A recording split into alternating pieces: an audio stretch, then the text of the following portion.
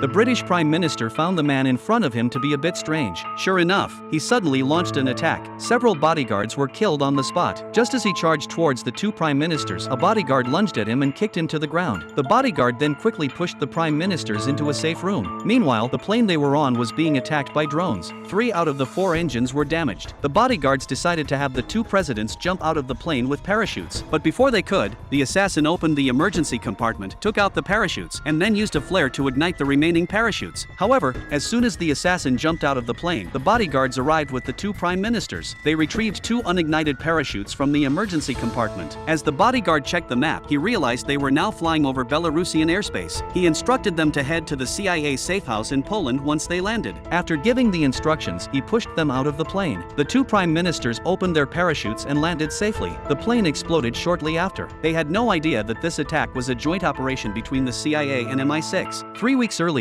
the joint team had received intel that Russian arms dealer Graf was planning to make a deal under the cover of the Tomato Festival. The team had arrived early to set a trap. During the festivities, they spotted a person who resembled Graf. However, because they couldn't get a clear shot of his face, they couldn't confirm his identity. Just then, Noel noticed another person who looked like Graf. Several possible targets appeared, and it was clear that Graf was trying to confuse the team. At that moment, a van burst into the festival grounds. One of the team members saw a flash of white light in the camera feed. He adjusted the camera to focus on the source of the light, only to find that it was the reflection from the scope of a sniper. Moments later, that team member was shot dead by the sniper. Meanwhile, another team member, disguised as a passerby, was also shot dead. Realizing they had fallen into a trap, Noel watched in horror as more team members were ambushed. Several gunmen emerged from the van. They killed the team member who had been operating the intelligence analysis system, and Graf's hacker successfully injected a virus into the system. After completing the mission, the hacker attempted to leave but ran into Noel, who was outside with a gun, ready to arrest him. However, just as she was about to capture the hacker, a gunman appeared out of nowhere and shot her down. Before retreating, the enemy threw a timed bomb into the intel vehicle. The explosion severely damaged all the information. Soon after, the British Prime Minister learned that the entire joint team had been wiped out. The elite agents sent by both the CIA and MI6 had all been killed by terrorists. This heightened the tension between him and the US president.